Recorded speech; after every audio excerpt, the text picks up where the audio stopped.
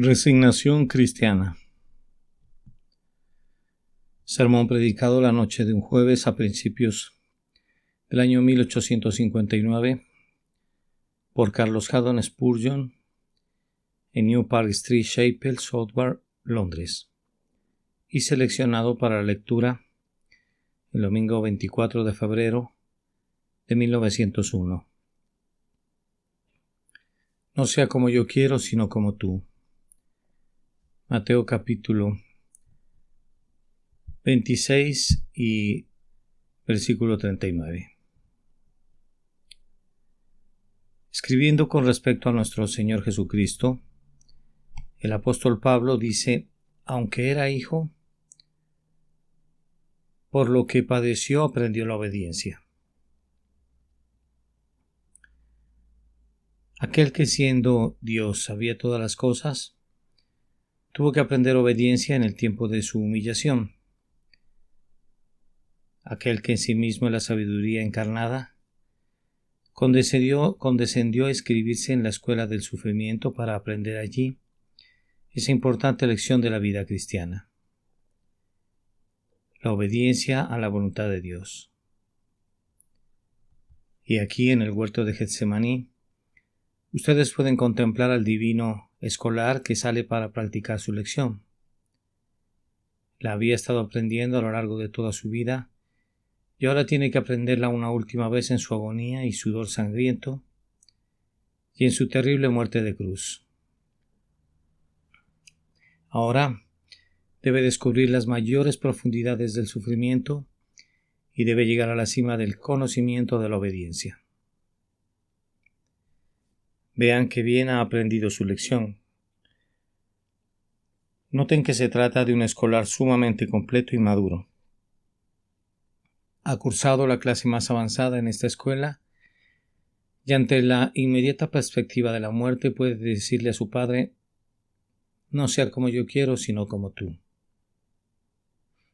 El propósito de este discurso es recomendarles el bendito ejemplo de nuestro Señor Jesucristo y, con la ayuda de Dios el Espíritu Santo, exhortarlos a que sean en todos semejantes a su gloriosa cabeza y a que aprendan, por todas las providencias cotidianas que Dios se complace en prodigarles, esta lección de un sometimiento a la voluntad de Dios y de una entrega total a Él.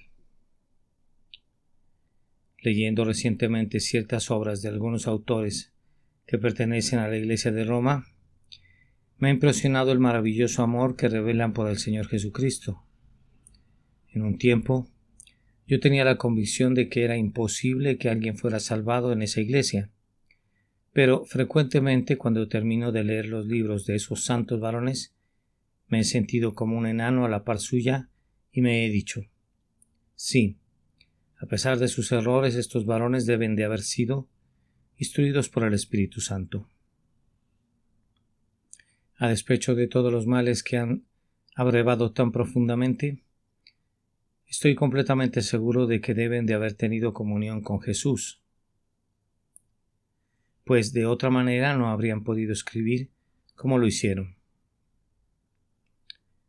Tales escritores son escasos y surgen a grandes intervalos, pero aún así, aún dentro de esa iglesia apóstata, hay un remanente de acuerdo a la elección de la gracia. Así, me encontraba leyendo el otro día un libro escrito por uno de estos autores, y me encontré con esta destacable expresión: ¿acaso el cuerpo que tiene una cabeza coronada de espinas habría de tener miembros delicados y temerosos del dolor? Ni Dios lo quiera. Este comentario me llegó directo al corazón. Consideré cuán a menudo los hijos de Dios rehuyen el dolor y el reproche y la censura, y piensan que es algo extraño que les sobrevenga alguna tribulación violenta.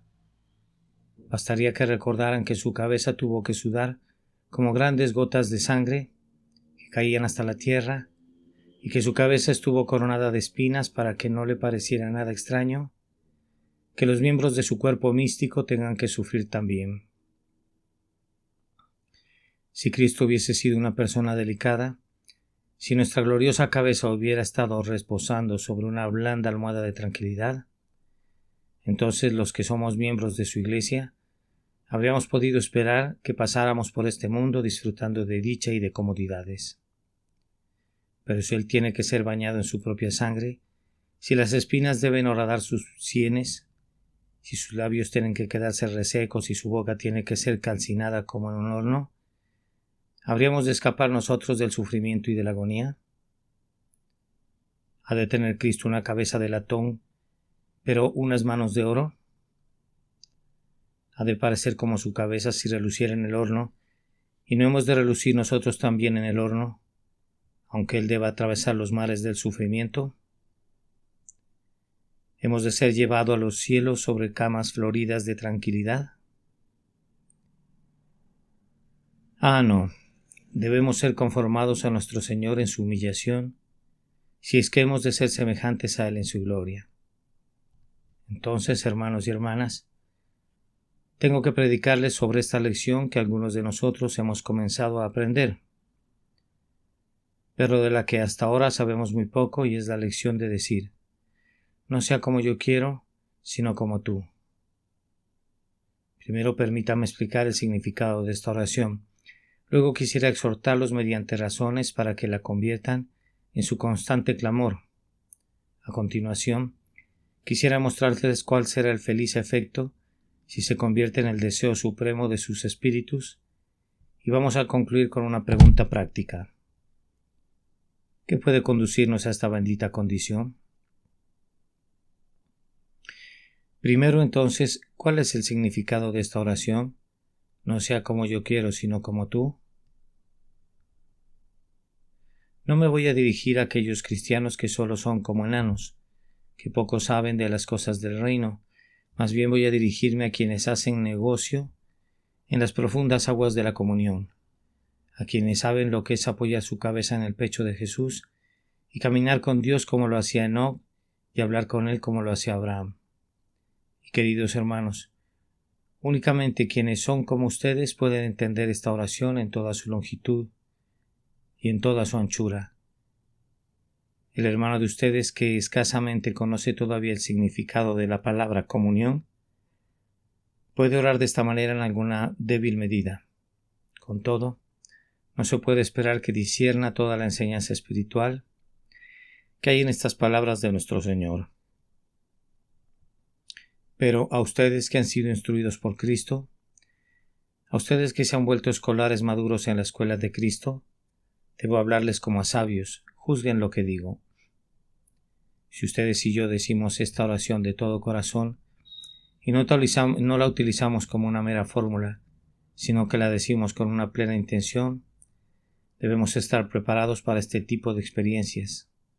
Algunas veces, cuando estamos en medio del servicio más activo, cuando estamos sirviendo diligentemente a Dios tanto con nuestras manos como con nuestro corazón, cuando el éxito está coronando todas nuestras labores, el Señor nos arruma, nos aparta de repente de la viña y nos arroja en el horno. Justo en el momento preciso cuando la Iglesia pareciera necesitarnos más, cuando las necesidades del mundo están implorándonos más, cuando nuestros corazones están llenos de amor por Cristo y por nuestros prójimos. Sucede a menudo que, justo entonces, Dios nos derriba con una enfermedad o nos cambia de nuestra esfera de actividad. Pero si elevamos de todo corazón nuestra oración, tenemos que estar preparados a decir: no sea como yo quiero, sino como tú. Eso no es fácil, pues no nos enseña el propio Espíritu Santo que hemos de anhelar el servicio activo para nuestro Salvador. Cuando Él pone en nosotros el amor por nuestro prójimo, no nos constriñe, por decirlo así, a hacer de la salvación de ellos nuestra comida y nuestra bebida. Cuando está obrando activamente dentro de nuestros corazones, ¿nos sentimos como si no pudiéramos vivir sin servir a Dios? ¿Nos sentimos entonces que trabajar para el Señor es nuestro más excelso reposo y que bregar agotadoramente por Jesús es nuestro más dulce placer? ¿No pareciera entonces sumamente desquiciante para nuestro ardiente espíritu que nos veamos forzados a beber de la copa de la enfermedad y a ser incapaces de realizar activamente cualquier cosa para Dios? El predicador ve que los hombres son convertidos y que su ministerio está siendo exitoso, pero súbitamente es obligado a dejar de predicar.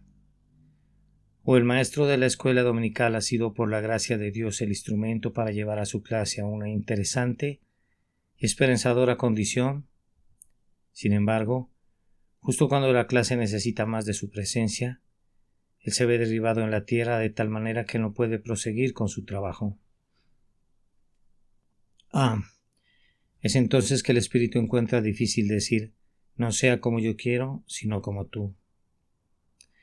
Pero si adoptamos esta oración, eso es lo que significa, que tenemos que estar preparados a sufrir en vez de servir, que tenemos que estar tan dispuestos a permanecer en las trincheras como a escalar los muros, que tenemos que estar tan dispuestos a ser alumbrados en el hospital del Rey, como a luchar en medio de las filas del ejército del Rey. Esto es duro para carne y sangre, pero tenemos que hacerlo si presentamos esta petición. Si decimos esta oración de todo corazón, habrá una segunda tribulación para nosotros. Algunas veces Dios exigirá de nosotros que laboremos en campos adversos. Él hace que sus hijos aren en la roca y que echen su pan sobre las aguas. Él envía a su Ezequiel a profetizar en un valle lleno de huesos secos y a su Jonás a llevar su mensaje a Nínive. Él pide a sus siervos que hagan un trabajo extraño, un trabajo que pareciera que nunca será exitoso y que no redundará en honor ni de Dios ni de ellos mismos. No dudo de que haya algunos ministros que trabajan arduamente y que laboran con todo su vigor, pero que solo ven escaso fruto. Muy lejos, en las oscuras tierras del paganismo hay varones que han estado trabajando arduamente durante años, pero que a duras penas han tenido un convertido que los anime. Aquí también, en Inglaterra, hay varones que predican la palabra del Señor con toda sinceridad y fidelidad y que, sin embargo, no ven conversiones de almas. Ellos saben que son para Dios un olor agradable de Cristo, tanto en los que perecen como en los que son salvos. Nuestros corazones, así confío, están tan llenos del Espíritu que nos incita a clamar como Raquel, dame hijos o si no me muero, que no podemos contentarnos si no vemos el éxito de nuestras labores. No obstante, el Maestro efectivamente nos dice, no les digo que continúen trabajando arduamente para mí, aunque no les dé ningún fruto por su labor. Deben continuar arando sobre esta roca simplemente porque yo les digo que lo hagan. Hermanos, es entonces que resulta difícil decir, no sea como yo quiero, sino como tú. Pero tenemos que decirlo, hemos de sentir que estamos dispuestos a renunciar incluso a la alegría de la cosecha y a la gloria del éxito si Dios así lo quiere. En otras ocasiones, Dios retira a su pueblo de posiciones de un honorable servicio y le da otras funciones que son sustancialmente inferiores en la opinión de los hombres. Yo pienso que para mí sería muy difícil ser desterrado de mi gran congregación y de los miles de mis oyentes para ser trasladado a alguna pequeña aldea donde solo pudiera predicar el Evangelio a un puñado de personas. Con todo, estoy seguro de que si yo me adentrara plenamente en el espíritu de las palabras de nuestro Señor, no sea como yo quiero, sino como tú, debería estar tan dispuesto a estar allí como aquí. Me he enterado de que la obediencia que están obligados a prestar los jesuitas a sus superiores es de un carácter tan extraordinario que, en cierta ocasión, al superior de la orden se le metió en la cabeza la loca idea de enviar de inmediato al presidente de una de sus universidades, el cual había escrito los libros más sabios en varios idiomas y que era un varón que posea los más claros talentos, desde el país a donde se encontraba a Abad, para que permaneciera en la calle durante un año como un barrendero. Y el hombre así lo hizo. Se vio forzado a hacerlo. Su voto le obligaba a hacer cualquier cosa que se le ordenara. Ahora bien, es difícil hacer eso en un sentido espiritual, pero con todo es un deber cristiano. Recordemos el dicho de un buen hombre que afirmaba que los ángeles en el cielo están tan completamente sometidos a la obediencia a Dios que si fuera preciso hacer 2 trabajos, gobernar un imperio o barrer una calle, ninguno de los dos ángeles que fueran seleccionados para desempeñar ambas diligencias tendría jamás alguna preferencia en el asunto, sino que dejaría que el Señor eligiera qué parte debía cumplir. Tal vez tú pudieras ser llamado a abandonar el cargo de ser el responsable de los servicios en algún lugar de adoración, para convertirte en uno de los más humildes miembros en otra iglesia. Pudiera ser tomado de un lugar de mucho honor, para ser colocado en el rango más bajo del ejército. ¿Estarías dispuesto a someterte a este tipo de tratamiento? Tu carne y sangre dicen: Señor, si puedo servir todavía en tu ejército, hazme capitán, o por lo menos permite que sea un sargento o un cabo del ejército. Si pudiera ayudar a tirar de tu carro, déjame ser el caballo que guíe. Permíteme correr de primero en el equipo. Deja que ostente los listones vistosos. Pero Dios podría decirte: yo te puse en el fragor de la batalla y ahora te voy a poner en la retaguardia. Te di vigor y fuerza para que lucharas con gran éxito, y ahora voy a hacer que te quedes con el bagaje. Voy a quitarte de la posición prominente y te usaré en otra parte ahora. Pero con tal de que pudiéramos decir de corazón esta oración, no sea como yo quiero, sino como tú, estaríamos listos para servir a Dios en cualquier parte y de cualquier manera, siempre y cuando supiéramos que estamos cumpliendo su voluntad. Pero hay otra prueba que tendremos que soportar a nuestra medida, que demostrará si entendemos lo que Cristo quiso decir con esta oración. Algunas veces en el servicio de Cristo hemos de estar preparados a soportar la pérdida de la reputación, del honor e incluso del propio nombre. Cuando vine a Londres por primera vez para predicar la palabra, pensé que podía soportar cualquier cosa por Cristo, pero luego me vi vergonzosamente calumniado y me vi convertido en el blanco de todo tipo de falsedades, y en agonía me postré rostro en tierra delante de Dios y clamé a Él. Sentí como si eso fuera algo que yo no podría tolerar. Mi reputación era algo muy despreciable para mí, y no podría tolerar que se dijeran esas falsedades sobre mí. Entonces me vino este pensamiento: tienes que entregarle todo a Cristo, tienes que someter todo a Él, carácter, reputación y todo lo que tienes, y si es la voluntad del Señor serás considerado el más vil de los viles, pero en tanto que permanezcas sirviéndole a Él y tu carácter sea realmente puro, no tienes que temer. Si es la voluntad del Maestro que seas hollado y que escupan sobre ti todos los malvados de este mundo, simplemente tienes que soportarlo y decir: no sea como yo quiero, sino como tú. Y recuerdo entonces cómo me puse de pie después de haber estado de rodillas y cómo canté para mí esta estrofa: si sobre mi rostro por tu amado nombre llueven la vergüenza y el reproche, saludo al reproche y doy la bienvenida a la vergüenza, siempre y cuando tú me recuerdes. Pero cuán duro debe haber sido, dices, sufrir la pérdida de tu reputación y que se dijeran falsamente cosas perversas en tu contra por causa del nombre de Cristo. ¿Y por qué fue tan duro? Pues bien, fue duro porque precisamente yo no había aprendido plenamente cómo presentar esta oración de nuestro Señor Jesucristo, y me temo que todavía no lo he aprendido por completo. Era algo muy deleitable que incluso nuestros enemigos hablaran bien de nosotros y que fuéramos a través del mundo revestidos con tal santidad de carácter que los hombres que cubren de escarnio a toda la religión no pudieran encontrar fallas en nosotros. Pero es algo igualmente glorioso que seamos puestos en la picota de la vergüenza y que seamos apedreados por cada transeúnte y que seamos la canción del borracho y el objeto de escarnio del blasfemo, cuando no lo merecemos, y que soportemos todo eso por causa de Cristo. Ese es un verdadero heroísmo. Ese es el significado de la oración de nuestro texto. Además, algunos de ustedes han pensado algunas veces: que el Maestro se complaciera en abrir una puerta para mí, donde yo pudiera ser un instrumento para hacer el bien. Cuán dichoso sería si pudiera tener ya sea más riquezas o mayor influencia o más conocimiento o más talentos para poder servirle mejor. Has orado y has meditado al respecto y te has dicho, con solo que pudiera llegar a tal y tal posición, ¿de qué manera tan excelente sería capaz de servir a Dios? Has visto que tu Señor da a algunos de sus siervos 10 talentos, pero a ti te ha dado solo 1.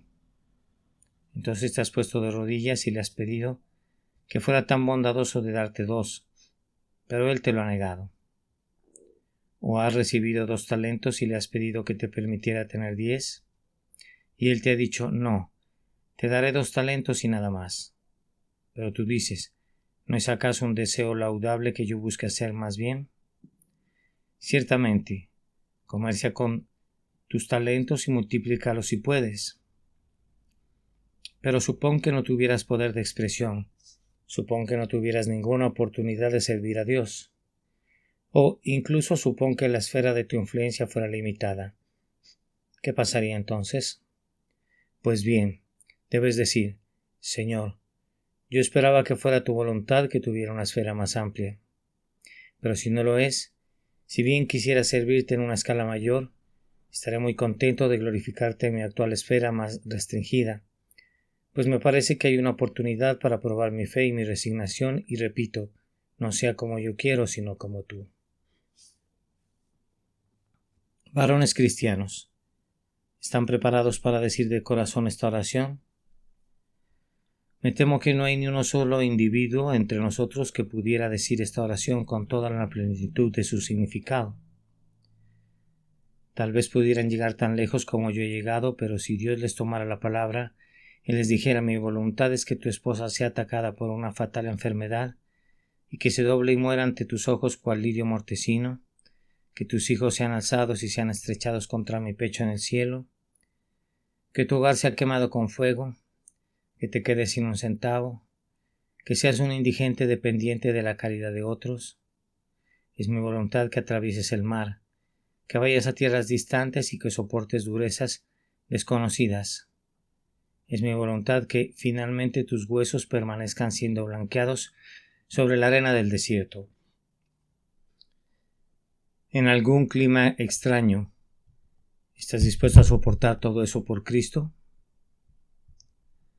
Recuerda que no habrías captado el pleno significado de esta oración si no hubieras dicho sí a todo lo que significaba, y mientras no recorras las máximas distancias a las que la providencia de Dios quiere que llegues, no habrás captado el pleno alcance de la resignación contenida en este clamor de nuestro Señor. Creo que muchos de los primeros cristianos se sabían esta oración de memoria. Es maravilloso comprobar cuán dispuestos estaban a hacer cualquier cosa y hacer cualquier cosa por Cristo. Tenían metida en su cabeza la idea de que no debían vivir para sí y también la tenían metida en su corazón. Y ellos creían que sufrir el martirio era el más excelso honor que podrían desear. Por consiguiente, si eran llevados a los tribunales de los jueces, nunca huían de sus perseguidores. Casi cortejaban a la muerte, pues pensaban que el más sublime privilegio que podrían tener era que fueran despedazados por los leones en la arena o que fueran decapitados por la espada. Ahora bien, con solo que pudiéramos introducir esa idea en nuestros corazones, ¿con qué valor nos ceñiríamos cuán plenamente podríamos servir entonces a Dios y cuán pacientemente podríamos soportar la persecución? Bastaría con que aprendiéramos el significado de esta oración. No sea como yo quiero, sino como tú. En segundo lugar, he de intentar darles algunas razones por las que será lo mejor para nosotros que busquemos tener al Espíritu Santo en nuestro interior, para que podamos poseer esa disposición de ánimo y de corazón. Y la primera razón es que es simplemente un asunto de derecho. Dios hace lo que place en todo momento, y yo no debo hacer lo que yo quiera si es contrario a su voluntad.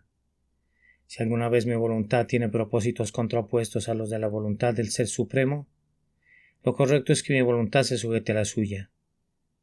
Si yo pudiera hacer lo que yo quisiera, si esta débil y pobre criatura que soy pudiera frustrar al Creador omnipotente, estaría mal que lo hiciera. ¿Cómo? Me creó, Él y no hará lo que quiera conmigo. Él es como el alfarero y yo soy como la arcilla, y la cosa formada habrá de decirle al que lo formó: ¿por qué me has hecho así? No, Señor mío, es simplemente justo que hagas lo que te agrade conmigo, pues yo te pertenezco, yo soy tuyo, tú me formaste, yo soy tuyo y tú me formaste, tuyo pues tú me compraste con tu sangre. Sí, yo soy una joya comprada con la sangre preciosa de Jesús. Entonces Él puede darme la forma que le agrade, puede pulirme como lo prefiera, puede dejar que permanezca en las tinieblas de un ataúd, o dejarme resplandecer en su mano o en su diadema. De hecho, puede hacer conmigo lo que quiera, pues soy suyo, y en tanto que sé que lo hace, debo decir: todo lo que Él haga es correcto, mi voluntad no se contrapondrá a su voluntad. Pero, además, esto no es solo un asunto de derecho, es un asunto de sabiduría para nosotros. Amado hermano, puedes estar seguro de que si pudiéramos cumplir nuestra propia voluntad, sería a menudo lo peor para nosotros en el mundo. Pero dejar que Dios haga lo que quiera con nosotros, aun si estuviese en nuestro poder frustrarlo, es un acto de sabiduría de nuestra parte. ¿Qué es lo que deseo cuando anhelo que se haga mi voluntad? Deseo mi propia felicidad. Bien, pero la alcanzaré con mucha facilidad si dejo que Dios haga su voluntad, pues la voluntad de Dios es para su gloria a la vez que para mi felicidad. Entonces, por mucho que piense que mi propia voluntad tenderá a contribuir a mi comodidad y a mi felicidad, puedo tener la seguridad de que la voluntad de Dios es infinitamente más benéfica para mí que mi propia voluntad, y que aunque la voluntad de Dios pudiera parecer oscura y sombría para mí en ese momento, con todo, de un aparente mal Él sacará un bien que nunca podría haber provenido de aquel supuesto bien tras el que mi débil y pusilánime juicio es propenso a recorrer. Pero, además, supongan que fuera posible que se hiciera nuestra voluntad. ¿Acaso no sería una violación de esa confianza amorosa que Cristo muy bien puede exigir de nuestras manos, que confiemos en Él? ¿Acaso no somos salvados por confiar en nuestro Señor Jesucristo? ¿Acaso la fe en Cristo no ha sido el instrumento de mi salvación del pecado y del infierno? Entonces, definitivamente no debo huir de este gobierno cuando me encuentre en situaciones de tribulación y dificultad. Si la fe ha sido superior al pecado por medio de la sangre de Cristo, ciertamente será superior a la tribulación gracias al brazo todopoderoso de Cristo. ¿No le dije cuando vine a Él por primera vez que no iba a confiar en nadie sino solo en Él? ¿No declaré que todas mis demás confianzas se habían roto y se habían quebrado y que habían sido esparcidas al viento? ¿Y no le pedí que me permitiera poner mi confianza únicamente en Él? ¿Y seré un traidor después de eso? ¿Dirigiré ahora algún otro objeto sobre el que haya de poner mi confianza? Oh, no. Mi amor por Jesús y mi gratitud a Él por su condescendencia en aceptar mi fe me obliga a confiar en Él y solo en Él a partir de ahora. Con frecuencia nos perdemos de la fuerza de una verdad por no hacerla palpable a nuestra propia mente. Tratemos de hacer palpable esta verdad. Imaginen que el Señor Jesús está visiblemente presente en este púlpito. Supongan que dirige su mirada hacia alguno de ustedes y le dice: Hijo mío, mi voluntad y la tuya no coinciden en este momento. Tú deseas tal y tal cosa, pero yo te digo no, no has de tenerla. Ahora, hijo mío, ¿cuál voluntad ha de prevalecer, la mía o la tuya? Supongan que esa persona respondiera: Señor, yo quiero que se cumpla mi voluntad. ¿No crees que te miraría con ojos de una infinita tristeza y compasión y que te diría: ¿qué? ¿Acaso renuncié a mi voluntad por ti y no renunciarás tú a tu voluntad por mí? ¿Acaso entregué todo lo que tenía, incluso mi vida, por ti? Pero tu hijo caprichoso, dices, He de tener estas cosas conforme a mi voluntad y en contra de tu deseo y propósito, oh Salvador mío.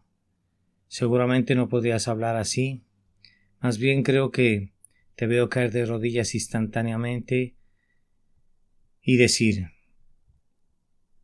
Señor Jesús, perdóname por albergar estos pensamientos perversos. No, Señor mío, aunque fuese duro yo lo consideraré placentero. Aunque fuese amargo voy a creer que el trago más amargo es dulce. Haz que te vea muriendo en la cruz por mí. Solo hazme saber que tú me amas y sin importar dónde me pongas, estaré en el cielo en tanto que pueda percibir que tu voluntad se cumple en mí. Estaré perfectamente contento de estar donde quiera que tú elijas que esté y de sufrir lo que tú escojas que soporte. Sí, queridos amigos, si erigiéramos nuestras voluntades en oposición a la suya, eso demostraría una triste carencia del amor que debemos sentir por Cristo y de la gratitud que Él merece. Por tanto, amados amigos, por causa del amor, por causa de la sabiduría, por causa de lo recto, yo les imploro de nuevo que supliquen al Espíritu Santo que les enseñe esta oración de nuestro Señor Jesucristo y que les explique su bendito significado. Noten a continuación el efecto de decir y de sentir verdaderamente: no sea como yo quiero, sino como tú. El primer efecto es una constante felicidad. Si quisieran descubrir la causa de la mayoría de sus aflicciones, caben junto a la raíz de la voluntad propia, pues allí es donde se ubica. Cuando su corazón ha sido enteramente santificado para Dios y su voluntad está enteramente sometida a Él, lo amargo se vuelve dulce, el dolor se convierte en placer y el sufrimiento se torna en gozo. Cuando la voluntad de un hombre está enteramente sometida a la voluntad de Dios, no es posible que la mente de ese hombre se vea turbada. Bien, dirá alguien, esa es una afirmación muy asombrosa, y alguien más dirá: yo he intentado realmente que mi voluntad se someta a la voluntad de Dios y con todo estoy turbado. Sí, y eso sucede simplemente porque aunque lo has intentado, igual que todos nosotros, no has alcanzado todavía el pleno sometimiento a la voluntad del Señor. Pero una vez que lo hayas alcanzado, me temo que nunca lo alcanzarás en esta vida. Entonces, estarás libre de todo lo que provoca tu aflicción o el desasosiego de tu mente. Otro bendito efecto de esta oración, cuando es dicha verazmente, es que da al hombre valentía y santo valor.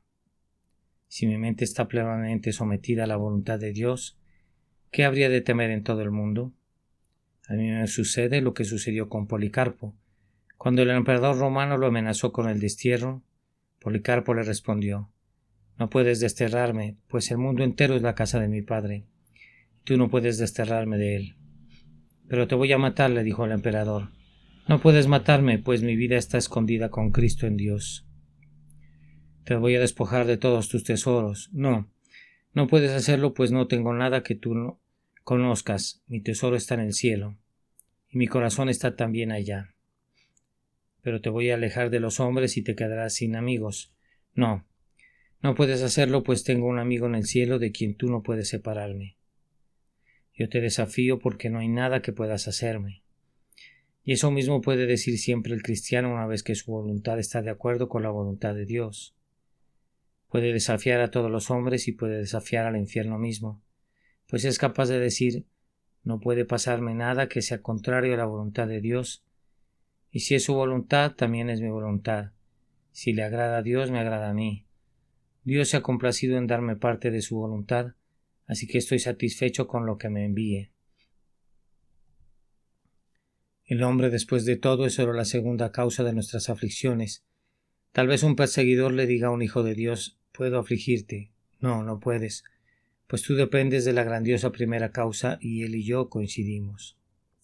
Ah, queridos amigos, no hay nada que haga que los hombres sean tan cobardes como el hecho de que tengan voluntades contrarias a la voluntad de Dios.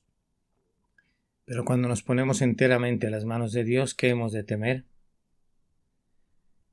Lo que hizo que Jacob se acobardara cuando Esaú vino para reunirse con él fue que no estaba sometido a la voluntad de Dios, Dios había dicho de antemano que el mayor de los 2 hijos de Isaac serviría al menor. Jacob tenía el deber de creer eso y de seguir valientemente adelante con sus esposas y con sus hijos, y el deber de no inclinarse ante Esaú, sino decirle: la promesa es que el mayor servirá al menor. Por tanto, yo no voy a inclinarme delante de ti. A ti te corresponde postrarte delante de mí. Pero el pobre Jacob dijo: tal vez sea la voluntad de Dios que Esaú me venza y me hiera la madre con los hijos, pero mi voluntad es que no sea así. La confrontación en el vado de Jaboc ha sido descrita muy bien, pero si Jacob no hubiera dudado de la promesa de Dios, nunca se habría postrado 7 veces rostro en tierra delante de su hermano Esaú. Habría dicho en la santa majestad de su fe: Esaú, hermano mío, tú no puedes hacerme ningún daño, pues tú no puedes hacer nada que sea contrario a la voluntad de Dios. Tú no puedes hacer nada que sea contrario a su decreto, y yo estaré complacido con lo que sea. Entonces este sometimiento a la voluntad de Dios proporciona primero gozo en el corazón, y luego otorga un intrépido valor, y con todo hay otra consecuencia. Tan pronto como alguien dice verazmente: no sea como yo quiero, sino como tú, esta resolución tiende a aligerar cada deber, a facilitar cada prueba y a endulzar cada tribulación. No deberíamos sentir nunca que es algo difícil servir a Dios. Sin embargo, hay muchas personas que, si hacen alguna pequeña cosa para el Señor, piensan que han hecho mucho.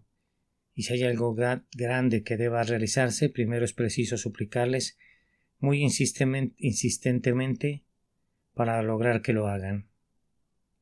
Y cuando lo hacen, muy a menudo lo hacen tan mal que uno se siente medio arrepentido de haberles pedido que lo hicieran. Una gran cantidad de personas hace que parezca algo grande, lo que realmente es muy pequeño. Toman una buena acción que han realizado y la martillan hasta que se convierte en algo tan delgado como una lámina de oro. Y luego piensan que pueden cubrir con esa única buena acción una semana entera. Todos los 7 días serán glorificados por una acción cuya realización solo tomó 5 minutos. Bastará con creces. Piensan incluso para cubrir todo el tiempo venidero. Pero el cristiano cuya voluntad es conforme a la voluntad de Dios dice: Señor mío, ¿hay algo más que pudiera hacer? Entonces lo haré con mucho gusto. ¿Implica eso falta de descanso? Yo lo haré. ¿Involucra pérdida de tiempo en mi negocio? ¿Implica para mí algunas veces trabajo pesado y fatigoso? Señor, se hará si es tu voluntad, pues tu voluntad y la mía están en completo acuerdo. Si es posible, yo lo haré y estimaré todas las cosas como pérdida para ganar a Cristo y ser hallado en Él, regocijándome en su justicia y no en la mía propia. Esta renuncia produce otros muchos benditos y benéficos efectos, pero he de concluir observando que la única manera en la que puede ser alcanzado este espíritu es por la unción del Santo. Es por el derramamiento y por la morada del Espíritu Santo en nuestros corazones. Puedes tratar de sojuzgar a tu propio yo, pero nunca lograrás hacerlo solo. Puedes trabajar arduamente a través de la abnegación para reprimir tu ambición, pero encontrarás que adopta otra forma y que crece apoyada en lo que tú pensabas que la envenenaría. Podrías buscar concentrar en Cristo todo el amor de tu alma, y en el propio acto descubrirías que el yo se introduce furtivamente. Algunas veces me asombro, y sin embargo no me quedo asombrado cuando conozco el mal de mi propio corazón. Cuando atismo en mi interior y encuentro que en el preciso instante en que pensaba que mi motivo era el más puro, era muy impuro. Y me parece que a ustedes les sucede lo mismo, queridos amigos. Ustedes realizan una buena acción, dan alguna caridad a los pobres, tal vez, y dicen: lo haré sin que se sepa. Alguien habla de eso y tú le comentas al instante: hubiera preferido que no hablaras de eso. No me gusta que se hable de lo que yo he hecho, me hace daño. Tal vez solo sea tu orgullo el que te induce a decir que te hace daño, pues para algunas personas su modestia es su motivo de orgullo. De hecho, su orgullo secreto es hacer el bien sin que la gente lo sepa. Se glorian en ese supuesto sigilo y cuando su acción llega a ser conocida sienten que su modestia se deteriora y les da miedo que la gente diga: ya ven que se sabe lo que hacen, realmente no realizan en secreto sus buenas acciones. Así que incluso nuestra modestia puede construir nuestro orgullo, y lo que algunas personas consideran que es su orgullo pudiera ser la voluntad de Dios y pudiera constituir una modestia real. Renunciar a nuestra propia voluntad es un trabajo muy duro, pero es posible hacerlo y esa es una de las lecciones que deberíamos aprender de este texto. No sea como yo quiero, sino como tú. Además, si hubiera alguien de quien estás un poco envidioso, tal vez un ministro que te arrebata un poco de brillo porque predica mejor que tú, o un maestro de la escuela dominical que es más exitoso en su obra, convierta a esa persona en particular en el objeto de tu más persistente oración. Y esfuérzate hasta donde te sea posible por incrementar la popularidad y el éxito de esa persona. Alguien pregunta: ¿pero puedes llevar a la naturaleza humana hasta ese punto? ¿Se pueden intentar exaltar al propio rival? Queridos amigos míos, nunca conocerán el pleno significado de esta oración mientras no hubieran intentado hacer eso y buscar de hecho honrar a su rival más que a ustedes mismos. Ese es el verdadero espíritu del Evangelio. En cuanto a honra, prefiriéndoos los unos a los otros. Algunas veces me ha parecido que es un trabajo muy difícil, he de confesarlo, pero me he ejercitado para lograrlo. ¿Puedes hacer eso? Si Juan el Bautista lo hizo, dijo acerca de Jesús: es necesario que él crezca, pero que yo mengüe. Si le hubiesen preguntado a Juan si deseaba crecer, habría respondido: bien, me gustaría tener más discípulos, aún así, si es la voluntad del Señor, estoy muy contento de menguar y que Cristo crezca. Por tanto, cuán importante es que aprendamos cómo podemos alcanzar este lado de aquiescencia con la voluntad de nuestro Padre Celestial. Les he dado las razones para ello, pero ¿cómo puede hacerse? Únicamente por la operación del Espíritu de Dios. En cuanto a la carne y la sangre, no te ayudarán en lo más mínimo, más bien irán en contra, y cuando pienses que seguramente tienes a carne y sangre bajo control, descubrirás que llevan una ventaja sobre ti cuando creías que lo estabas venciendo. Pídele al Espíritu Santo que more en ti, que habite en ti, que te bautice, que te sumerja en su gracia y su sagrada influencia, que te cubra y que te entierre en su sublime poder. Así, sólo así, cuando estés completamente sumergido en el Espíritu y hundido, por decirlo así, en el mar rojo de la sangre de Salvador, serás conducido a darte cuenta del significado de esta gran oración. No sea como yo quiero, sino como tú. Señor, no el ego, sino Cristo. No mi propia gloria, sino tu gloria. No mi engrandecimiento, sino el tuyo. Es más, ni siquiera mi éxito, sino tu éxito, nos da la prosperidad de mi propia iglesia, o de mi propio yo, sino la prosperidad de tu iglesia y el incremento de tu gloria. Que todo sea hecho como tú quieres y no como yo quiero. Cuán diferente es esto de todo lo que está vinculado con el mundo. He tratado de llevarlos a una alta elevación, y si han sido capaces de subir hasta allá, o incluso se han quedado jadeantes después de intentar llegar allá, cuán sorprendente ha sido el contraste entre este espíritu y el espíritu del mundano. No les diré nada a los que son inconversos excepto esto: dense cuenta de cuán en contra están de lo que Dios quiere que sean y de lo que han de ser, antes de que puedan entrar en el reino de los cielos. Ustedes saben que no podrían decir que Dios haga su voluntad, y ustedes saben también que no podrían humillarse para convertirse en un pequeño niño. Esto demuestra su profunda depravación. Entonces que el Espíritu Santo los renueve, pues tienen necesidad de ser renovados para que puedan ser convertidos en nuevas criaturas en Cristo Jesús. Que Él los santifique enteramente, espíritu, alma y cuerpo, y que al final los presente sin mancha delante del trono de Dios, por causa de su amado nombre. Amén. Resignación cristiana. Este sermón Fue predicado la noche de un jueves a principios del año 1859 por Charles Haddon Spurgeon en New Park Street Chapel, Southwark, Londres, y seleccionado para lectura el domingo 24 de febrero de 1901. No sea como yo quiero, sino como tú. Mateo capítulo 26 y versículo 39.